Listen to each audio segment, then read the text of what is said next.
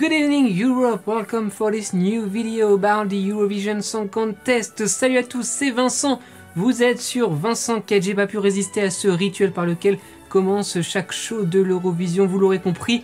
Aujourd'hui, je vous parle de l'Eurovision 2021 qui se déroule dans les prochains jours à Rotterdam, aux Pays-Bas. Vous l'entendez actuellement en fond sonore, le Te Deum de Marc-Antoine Charpentier, cette musique qui annonce l'événement diffusé dans le monde entier. Il y a quelques semaines, je vous avais déjà parlé de l'Eurovision 1956, 1er septembre, 3 minutes, 6 personnes, 16 ans, mois de mai, Big Five, UER.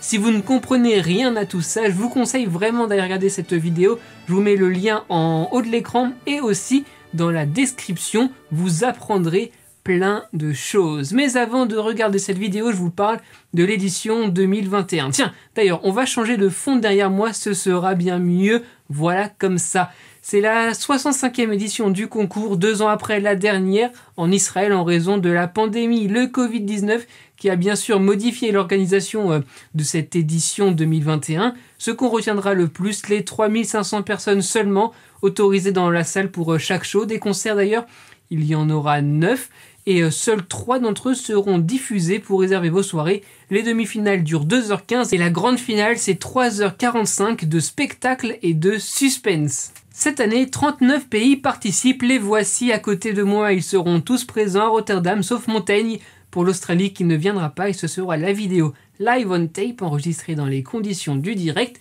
qui sera diffusée. Parmi ces pays, vous le voyez peut-être, certains ressortent à l'image. Ce sont les 10 meilleurs classés actuellement chez les bookmakers après les premières répétitions à la Oi Arena où va se tenir le concours. Et allez, parmi ces favoris, je vous présente mes petits préférés, des chansons agréables à écouter et des interprètes talentueux. Attention, subjectivité au rendez-vous. Destiny qui concourt pour Malte avec Je me casse, la seule phrase française de la chanson. Destiny qui a déjà gagné l'Eurovision Junior, c'était en 2015. La France, évidemment, Barbara Pravi et voilà des accents d'Edith Piaf et la chanson française dans toute sa splendeur. La Suisse avec Guillaume Stiers et sa chanson Tout l'univers, un univers spécial et une chanson qui reste, oui, en tête. Une autre chanson qui reste en tête d'ailleurs, El Diablo d'Elena Tsagrinou pour Chypre,